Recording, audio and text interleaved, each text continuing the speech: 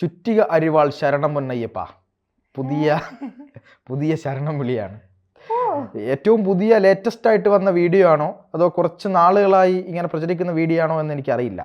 കാരണം കെട്ട് നിറയ്ക്കുന്നതിനിടയിൽ കാണിപ്പൊന്നും സ്വാമിക്ക് എന്നൊക്കെ പറയുന്നതിനിടയിലാണ് ഇങ്ങനെ ഗുരുസ്വാമിയുടെ സമക്ഷം അയ്യപ്പന് വേണ്ടി ചുറ്റിക അരിവാൾ ശരണം പൊന്നയ്യപ്പ എന്ന് വിളിച്ചത്. ഇത് കേട്ട് അയ്യപ്പൻ ശബരിമലയിൽ നിന്ന് ഇറങ്ങി വന്ന് നീ അവിടെ കയറി ഇരിക്കുക എന്ന് സഖാവിനോട് പറഞ്ഞു എന്നാണ് ഞാൻ മനസ്സിലാക്കുന്നത്.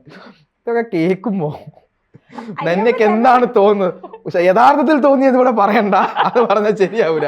അല്ലാതെ എന്താ തോന്നുന്നത്? അയ്യപ്പൻ ഇറങ്ങി ഓടിക്കാടുമെന്ന് എനിക്ക് തോന്നുന്നത്. ഇനി സഹാക്കന്മാരെല്ലാം കൂടെ അവിടെ പോയി അങ്ങേർക്ക് ഇരിക്കപ്പുറത്ത് കിട്ടുമോ? സത്യത്തിൽ ഗുരുസ്വാമി എന്നൊക്കെ പറയുമ്പോൾ എനിക്കൊന്ന് 18 വർഷം മല ചവിട്ടിയ ആളിനെയാണ് നമ്മൾ ഗുരുസ്വാമി എന്ന് പറയുന്നത്. അദ്ദേഹത്തിനാണ് കെട്ട് നിറയ്ക്കാനുള്ള അധികാരമുള്ളത് അല്ലെങ്കിൽ അവകാശമുള്ളത്. നമ്മൾ അങ്ങനെയാണ് നമ്മുടെ ആചാരപ്രകാരം കണക്കാക്കുന്നത്. അപ്പോ ഒരു കട്ട സഖാവ് കെട്ട് നിറച്ചാൽ, ശബരിമലയിൽ പോകുന്ന അയ്യപ്പ ഭക്തർക്ക് കെട്ട് നിറച്ചാൽ എങ്ങനെ ഇരിക്കും എന്നുള്ളതിന്റെ ഒരു വൈറൽ വീഡിയോ. ഇപ്പൊ വാർത്തൻ പറഞ്ഞതുപോലെ അത് എപ്പോഴിറങ്ങിയതാണ് എന്ന് നമുക്കറിയില്ല. ഈ അടുത്ത കാലത്താണോ പഴയതാണോ എന്നുള്ളതൊക്കെ നമുക്ക് സ്ഥിരീകരിക്കാൻ കഴിയില്ല. എങ്കിൽ ആ വീഡിയോ പ്രേക്ഷകരെ ഒന്ന് കാണിക്കാം.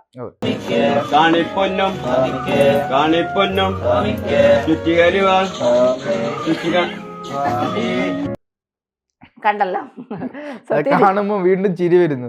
അത് നിരുപദ്രവകരമായിട്ടുള്ള അല്ലെങ്കിൽ നിരുപദ്രവമായിട്ടുള്ള ഒരു തമാശയായിട്ട് ആളുകൾക്ക് തോന്നും. പക്ഷെ അങ്ങനെ തോന്നുന്നതിനിടയിലും ഞാൻ പറയുന്നത്, ഇപ്പോ ഒരു പള്ളിയിലെ നിസ്കാരത്തിനിടയിലാണ് ഇങ്ങനെ ഒരു സംഭവം ഉണ്ടായിരുന്നെങ്കിൽ എന്തായിരിക്കും അവസ്ഥ? അതെ, ഭീകരമായിരിക്കും. യഥാർത്ഥത്തിൽ ഞാനത് ഇസ്ലാമികമായിട്ടുള്ള കാര്യമൊന്നും അല്ല പറഞ്ഞത്. മറ്റേത് മതസ്ഥരായി കഴിഞ്ഞാലും അവർ അതിന് കൊടുക്കുന്ന പ്രാധാന്യമുണ്ട്. അവർ വളരെ കൃത്യമായി കൈകാര്യം ചെയ്യും. അത് ഞാൻ അവരുടെ ഭാഗത്താണ്, അങ്ങനെ ചെയ്യണം എന്ന് തന്നെയാണ് ഞാൻ മനസ്സിലാക്കുന്നത്. പക്ഷേ ഹൈന്ദവീയമായ കാര്യങ്ങളിൽ ഇപ്പോൾ അയ്യപ്പനെ പോലുള്ള അല്ലെങ്കിൽ ഗുരുവായൂരപ്പനെ പോലുള്ള ശിവനെ പോലുള്ള ഏത് ഈശ്വരന്മാരും ആയിക്കോട്ടെ, അവനവൻ്റെ ഭക്തി അത്രയേറെ ശ്രദ്ധിച്ച് ഭക്തിയോടെ ശബരിമലയ്ക്ക് പോകുന്ന ആളുകളാണ്. അങ്ങനെ പോകുന്നതിനിടയിലാണ് ഈ ഇത്തരത്തിലുള്ള കാര്യങ്ങൾ പറയുന്നത്. അത് അവരുടെ ഒന്നുകിൽ അത് അറിഞ്ഞുകൊണ്ട് പറഞ്ഞത്, അല്ലെങ്കിൽ അത് ഈ ബ്രെയിനിൽ മുദ്രാവാക്യം വിളിച്ച് തഴമ്പിച്ച് സോഫ്റ്റ്വെയർ ഈ പറയുന്ന പൊളിറ്റിക്കൽ സോഫ്റ്റ്വെയറായി മാറിയ ഏതോ ഒരു ആളുടെ ഭാഗത്തു നിന്നുണ്ടായ ഒരു കാര്യമാണ്. ഇങ്ങനെയുള്ള ആളുകളൊക്കെ എന്തിനാണ് ശബരിമലയ്ക്ക് പോകുന്നത് എന്നാണ്. അല്ല, ഇതിന്റെ ഈ വീഡിയോയുടെ താഴെ പലരും കമന്റ് ചെയ്തിരിക്കുന്നത്, 1-2 പേർ കമന്റ് ചെയ്തിരിക്കുന്നത് ഞാൻ കണ്ടത് ഇത് എഡിറ്റിംഗ് ആണ് എന്നുള്ളതാണ്. എഡിറ്റിംഗ് അല്ല, അത് സ്വാഭാവികമായും ആ വ്യക്തി പറഞ്ഞു പോകുമ്പോൾ കെട്ടി സ്വാമിക്ക് എന്നൊക്കെ പറഞ്ഞ് നമ്മൾ ആ ശരണം വിളിക്കുമല്ലോ, ആ വിളിയിലൂടെ തുടർച്ചയായി പോകുമ്പോഴാണ് അരിവാൾ ചുറ്റിക സ്വാമിക്ക് എന്ന് പറഞ്ഞ്, എന്നിട്ട് അദ്ദേഹം പെട്ടെന്ന് ആ ഒരു നിമിഷം താൻ ഇവിടെ അല്ല എന്നുള്ളത് പാർട്ടി സമ്മേളനത്തിലല്ല താൻ ഇരിക്കുന്നത്, കെട്ടുകെട്ടുന്ന സ്ഥലത്താണ്, അയ്യപ്പ ഭക്തർക്ക് ഇരുമുടി കെട്ടുകെട്ടുന്ന സ്ഥലത്താണ് ഇരിക്കുന്നത് എന്നുള്ളത് പെട്ടെന്ന് അദ്ദേഹത്തിന് ഒരു സെക്കൻഡ് പോയ ബോധം തിരിച്ചു വന്നിട്ട് അദ്ദേഹം ഇങ്ങനെ നോക്കുന്നുണ്ട്. അറിയുന്നില്ല ആരെങ്കിലും ഈ വീഡിയോ എടുക്കുന്നുണ്ടോ എന്നൊക്കെയുള്ളത് പിന്നീടാണ് മനസ്സിലായത് എന്ന് തോന്നുന്നു. പക്ഷെ വാർത്തൻ പറഞ്ഞത് ശരിയാണ്. ഹിന്ദുവിന്റെ ആചാരങ്ങളിൽ ഇത്തരത്തിൽ ഇതൊരു കൈകടത്തൽ തന്നെയാണ്. കാരണം ഇതൊരു വ്രതശുദ്ധിയോടുകൂടി 41 ദിവസം വ്രതശുദ്ധിയോടുകൂടി ഇപ്പോഴത്തെ കാലഘട്ടത്തിൽ 41 ദിവസമൊക്കെ വ്രതം എടുക്കുന്നവരുടെ എണ്ണം വളരെ കുറവായിരിക്കും. കാരണം ജീവിത സാഹചര്യങ്ങൾ അങ്ങനെയാണ്, ജോലി സാഹചര്യങ്ങൾ അങ്ങനെയാണ്. അതുകൊണ്ട് പലർക്കും അത് എടുക്കാൻ സാധിക്കുമോ എന്ന് എനിക്കറിയില്ല.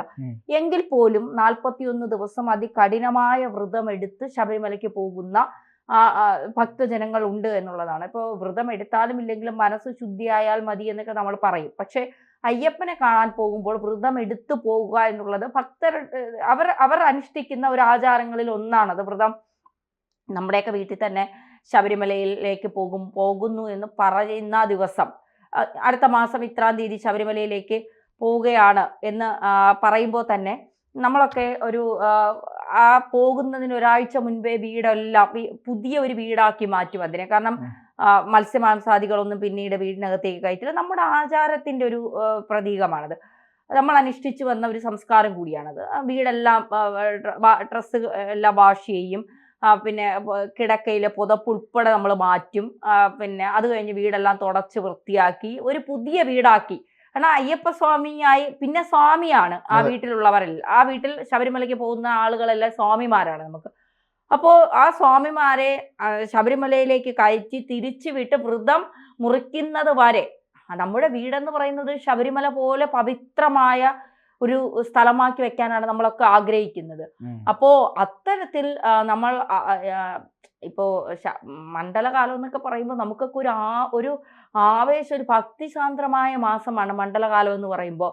ശബരിമല ഭക്തരെ കാണുമ്പോൾ, ശബരിമലയിലെ ഭക്തരെ കൊണ്ട് അവരുമായി പോകുന്ന വണ്ടികൾ കാണുമ്പോഴൊക്കെ നമുക്ക് ഭയങ്കര സന്തോഷവും ഇതുമാണ്. ഇപ്പൊ ശബരിമലയിൽ നിന്നല്ല, ഇപ്പൊ ഏത് മതത്തിന്റെയും ആചാരങ്ങൾ അവരവരുടെ മതത്തിൽ കാണുമ്പോൾ അവരവർക്ക് വലിയ സന്തോഷമുള്ള കാര്യം തന്നെയാണ്. ഇപ്പോൾ പാർത്ഥൻ പറഞ്ഞതുപോലെ മറ്റേതെങ്കിലും മതത്തിൽ ചെന്നിരുന്ന് ഇതുപോലെ അരിവാൾ ചുറ്റുക, നബിക്ക് അരിവാൾ ചുറ്റുക എന്ന് വിളിച്ചാൽ അവർ വിട്ടുകൊടുക്കുവോ? പള്ളിയിൽ ചെന്നിരുന്നിട്ട് യേശുവിന് അരിവാൾ ചുറ്റുക എന്ന് വിളിച്ചാൽ അവർ വിട്ടുകൊടുക്കുവോ? ഇപ്പോൾ ഹിന്ദുവിന്റെ നെഞ്ചത്ത് കയറി എന്തും നടത്താം, അതൊരു നാക്കുപിഴയല്ലേ എന്ന് പറഞ്ഞ് തടി ഊരാൻ ഒരു മടിയുമില്ല എന്നുള്ളതാണ്. ഇത് കേൾക്കുമ്പോ ആ സ്വാമി ഒരു നോട്ടം നോക്കുന്നുണ്ട്, ഇവൻ ഏതാണെന്നുള്ള നിലയ്ക്ക്. അതെ അതെ. അപ്പൊ അങ്ങനെ നോക്കുമ്പോ ആണ് ഇത് പറയുന്നുണ്ട്, അയ്യോ എന്ന് ഒരു സംസാരം വരുന്നുണ്ട്. എന്നിട്ട് അത് നിർത്തുകയാണ്. അല്ലാതെ അത് എഡിറ്റഡ് വീഡിയോ ആണെന്നൊക്കെ പറഞ്ഞ് പ്രചരിക്കുന്നത്. ഓക്കെ, എഡിറ്റഡ് വീഡിയോ ആണെങ്കിൽ അത് അവർ തെളിയിക്കട്ടെ. എഡിറ്റഡ് വീഡിയോ ആണെങ്കിൽ അതിനെതിരെ അന്വേഷണം നടത്തിട്ട് അത് ആരാണ് എഡിറ്റ് ചെയ്തതെങ്കിലും അവരെ അന്വേഷണം നടക്കട്ടെ. ആ എഡിറ്റ് ചെയ്ത ആളുകളെ വെളിച്ചത്ത് കൊണ്ടുവരട്ടെ. കാര്യം ഒരു വലിയ വ്യാജ പ്രചരണമാണ് എഡിറ്റ് ചെയ്താണെങ്കിൽ ഇവർ നടത്തുന്നത്. അത് വിഭാഗീയത ഉണ്ടാക്കുന്നതാണ്, വിഭജനം ഉണ്ടാക്കുന്നതാണ്. അത്തരത്തിലൊരു സംഗതിയാണെങ്കിൽ അത് വെളിച്ചത്ത് കൊണ്ടുവരിക തന്നെ വേണം. അതിന് കേരളം ഭരിക്കുന്നത് CPM-ന്റെ പോലീസാണ്, CPM-ന്റെ ആഭ്യന്തര മന്ത്രാലയമാണ്. അപ്പൊ അത് അവർ ചെയ്യേണ്ട കാര്യമാണ്. ഈ കണ്ട കാര്യത്തെ വെച്ചുകൊണ്ട് മാത്രമാണ് മാധ്യമങ്ങൾക്ക് ചർച്ച ചെയ്യാൻ പറ്റത്തുള്ളൂ. അപ്പോൾ എന്തായാലും ഈ ഒരു വിഷയത്തിന്റെ പുറത്ത് ഇത്തരത്തിലുള്ള സംഭവം സംഭവിച്ചിട്ടുണ്ടെങ്കിൽ അത് വളരെ പ്രയാസകരമാണ് എന്ന് തന്നെ പറഞ്ഞു പോകേണ്ടി വരും. അല്ല, ഞാനൊരു കാര്യം കൂടെ ചോദിക്കട്ടെ. ഈ നമ്മൾ ഈ ശരണം വിളിക്കുമ്പോഴൊക്കെ മനസ്സിൽ സ്വാമിയുടെ രൂപം ഇങ്ങനെ, ഞാൻ അങ്ങനെയൊക്കെയാണ് കേട്ടിട്ടുള്ളത്. ഞാനും 3 തവണ ശബരിമലയിൽ പോകാൻ സാധിച്ച ഭാഗ്യം കിട്ടിയ ഒരാളാണ്. അപ്പോൾ ശബരിമലയിലേക്ക് നമ്മൾ അമ്മയും അച്ഛനും ഒക്കെ പറയും എപ്പോഴും വ്രതശുദ്ധി, മനസ്സിൽ അയ്യപ്പന്റെ രൂപം മാത്രമേ ഉണ്ടാവാവൂ ശരണം വിളിക്കുമ്പോഴും ഒക്കെ. അപ്പൊ ഈ ഗുരുസ്വാമി 18 മല ചവിട്ടിയ ആളായിരിക്കുമല്ലോ ഈ ഗുരുസ്വാമി. അപ്പൊ ഇദ്ദേഹത്തിന്റെ മനം മുഴുവൻ അയ്യപ്പനെ കൊണ്ട് നിറഞ്ഞതായിരിക്കണ്ടേ? അങ്ങനെ അത്രയും ഭക്തിയോടുകൂടി, അത്രയും പിന്നെ എന്താ പറയുക, സത്യസന്ധതയോടുകൂടി ഇരുമുടിക്കെട്ട് തലയിലേന്തി കൊടുത്ത് കല്ലും മുള്ളും ചവിട്ടി അയ്യപ്പനെ കണ്ട് തിരിച്ച് വരണം എന്നുള്ളതാണ് നമ്മുടെ ഒരു ആചാരം എന്ന് പറയുന്നത്, അല്ലെങ്കിൽ നമ്മുടെ ഒരു വിശ്വാസം എന്ന് പറയുന്നത്. അപ്പൊ ഇദ്ദേഹം മനസ്സിൽ മുഴുവൻ പിണറായിയെ ഓർത്തിട്ടാണോ ഈ ശരണം വിളിച്ചതെന്നാണ് എന്റെ സംശയം. കാരണം അരിവാൾ ചുറ്റിക സ്വാമിക്ക്, പിണറായി വിജയൻ സ്വാമിക്ക് എന്ന് പറയാത്തത് ഭാഗ്യമെന്ന് എനിക്ക് തോന്നുന്നു. സത്യം, CPM സ്വാമിക്ക് അങ്ങനെയും വിളിക്കല്ലേ ശരണം വിളി? ശരണം വിളി മുദ്രാവാക്യം വിളിച്ച് തഴമ്പിച്ച ആളുകൾ ശരണം വിളിക്കുമ്പോൾ ഉണ്ടാകുന്ന പ്രശ്നമാണിത്. അതെ. പിന്നെ ഇതില് അരിവാൾ ചുറ്റിക സ്വാമിക്ക്, പിണറായി വിജയൻ സ്വാമിക്ക്, അല്ല ഇതൊരു തമാശ രൂപത്തിലാണെങ്കിൽ പോലും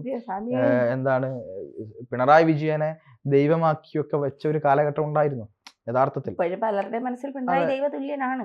അപ്പൊ അങ്ങനെ വെച്ച് നോക്കുമ്പോൾ കുറ്റം പറയാൻ പറ്റത്തില്ല. 2 ദൈവങ്ങളെ ഒരേ സമയം ധ്യാനിച്ചു പോയ ഒരു സഖാവിന്റെ വേദനയായിട്ട്, അല്ലെങ്കിൽ ഗുരുസ്വാമിയുടെ രോധനമായിട്ടേ നമുക്കതിനെ കാണാൻ കഴിയൂ. ഗുരുസ്വാമിയാണോ അതിൽ അങ്ങനെ പറയുന്നത്? അത് വിളിക്കുന്ന ഗുരുസ്വാമിയാണോ? എനിക്കൊരു സംശയമുണ്ട്, അതാണ് ഞാൻ ചോദിച്ചത്. ഒരു കൃത്യതയ്ക്ക് വേണ്ടി ചോദിച്ചതാണ്. കാരണം ഗുരുസ്വാമി പുറകിൽ നിന്ന് ആരോ വിളിച്ചതാണോ? ഞാൻ ആ വീഡിയോ അല്ല, ഗുരുസ്വാമിയുടെ വായിന്നല്ലേ, പുള്ളിയല്ലേ വിളിക്കുന്നത്? പുള്ളിയാണെന്ന് തോന്നുന്നു.